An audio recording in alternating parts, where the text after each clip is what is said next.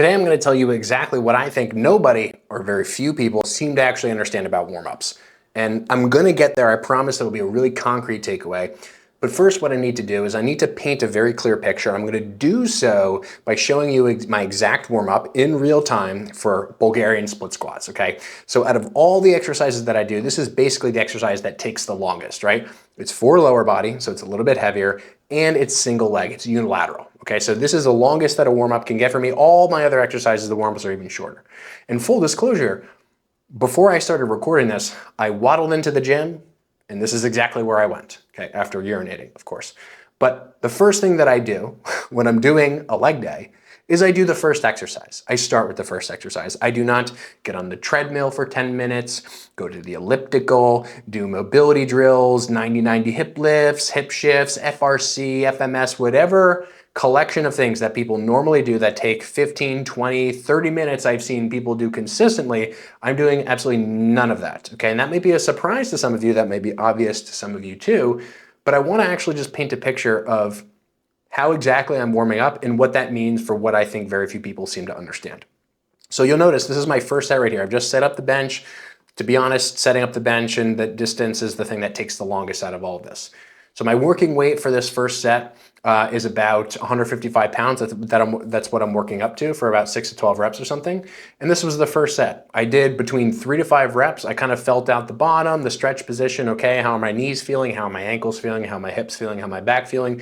Okay, great. I'm checking with my body. And then I'm basically just adding weight. Okay, and the adding weight part is the longest part because I'm basically just adding weight, couple reps, a little bit more, couple reps, a little bit more, couple reps. I'll do maybe a single with my working weight. I'll rest maybe 30 to 60 seconds, and then boom, I'm off to the races. And so this right here is 95 pounds. I'll just skip because I'm scrolling on my phone, maybe finding a Justin Bieber song or something like that. Okay, and then I'm just gonna start lifting. So that was 1 rep, 2 rep, let's see, 3 rep, okay, great. And then what I do is I just match that in the other leg. Okay, the next thing I do is I add a little bit more weight.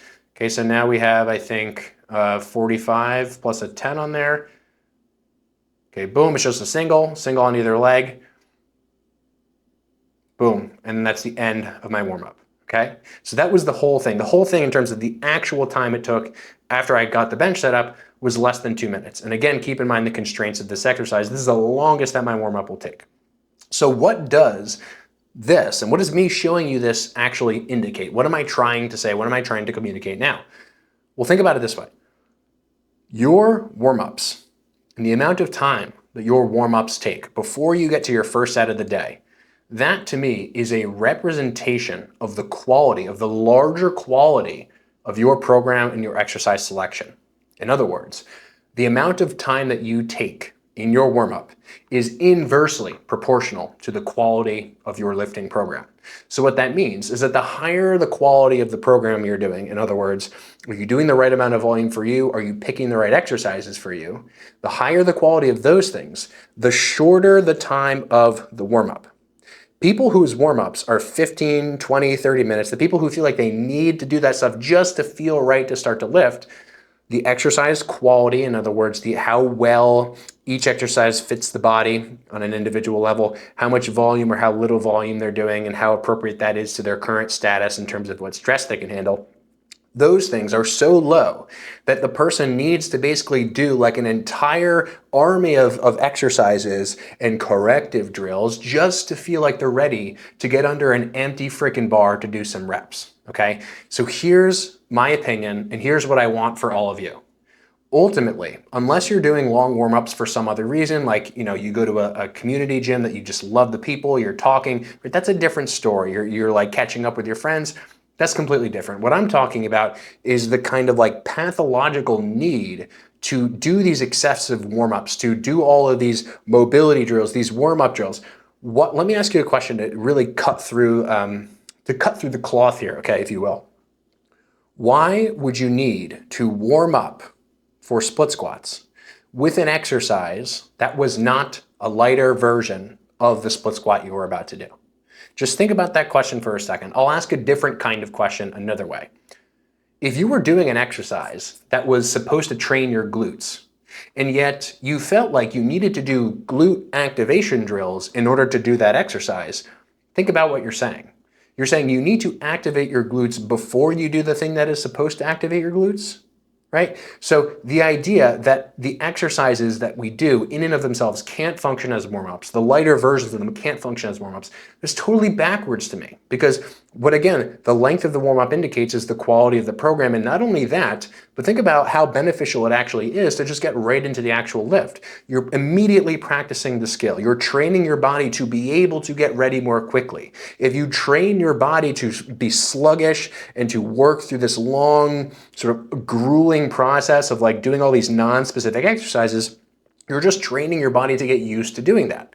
I'm not saying you need to rush through your warm-ups, I certainly don't, but think about how much time, people don't realize this, think about how much time you're wasting doing warm-ups that are 20 or 30 minutes. And some of you may say to yourself like, oh my God, 20 or 30 minutes? I see this all the time. I see this all the time. Other trainers, clients, I see this just randomly in the gym. I'll see people rolling around on foam rollers for a half hour for no apparent reason, right? And unless that's just like something you enjoy, you're aware of what's actually happening, right? That is a waste of your time, and the impact of that over the long term, you could end up wasting, hours and hours, maybe even days every single year. So let me just show you one more example of what this actually looks like in real time for me. Okay, now this is a real time warm up for my lying leg curl, which I did immediately after the Bulgarian split squat. Okay, so the first thing I'm gonna do, adjust my settings. I already know what the settings are. If you don't know what the settings are for the machines you're using, that's a quality issue already that you should note. I'm gonna put a really light weight on there. Let's see how many reps I do. I actually don't know. Okay, so that's 2 reps. That felt good. I literally don't even move an inch. I put the pin down lower, more weight. Let's see, a couple more reps. Okay, again, this is all in real time. This is not sped up whatsoever. Couple more reps. Oh, okay, that was 1 rep. And let's see, my guess is I got to my working weight, or maybe even slightly higher.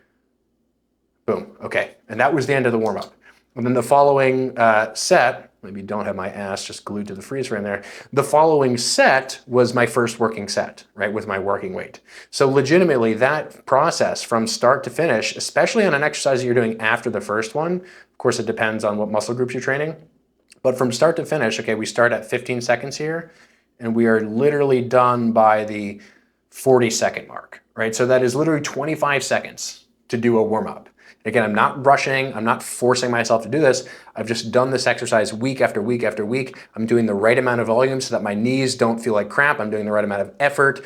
I'm using a technique that feels good to me and sustainable for me, right? All these things combine to form, again, this big picture which says, hey, this is the quality of your program. And the quality of your program, again, the higher the quality, the lower the warming up needs to be. The higher the warming up, the lower the quality, which is indicated in your overall program. So I hope this sounds meaningful to you. I hope this sounds important, because many people just don't take things like this seriously. And they just assume that like their warm-ups are gonna take however long they're gonna take. And I really just encourage all of you to think about the value of your time, and not like as it relates to anything mechanical, like, oh, how much money can I make in this time? No, just like think about the value of your time. Like for me, I think about like, how much time can I spend with this beautiful cat? Okay, would I rather spend 20 or 30 minutes a day with this beautiful cat? Or would I rather spend that time warming up and doing 90-90 hip lifts and hip rotation cars just to be able to feel like I could do an exercise? I'd rather spend time with this beautiful cat. And so for me, personally, and for Chester too, we prefer faster warm-ups, because faster warm-ups to me indicate not only the higher or highest of quality of programs, but also just in general, you're able to actually practice the movement immediately and to get better at the movements constantly, because you're training your body to be able to get used to them first, as opposed to needing other stuff to do so. So anyway, I hope this helps. If you enjoyed this video, check the link below to get into my free community. I'm in there every single day answering questions. Yes, it literally is free. Of course, there are paid tiers, but of course you can always ask me anything for free. I'll try to get back to you as quickly as I can. So I'll see you all in the free community. I'll see you on the next video.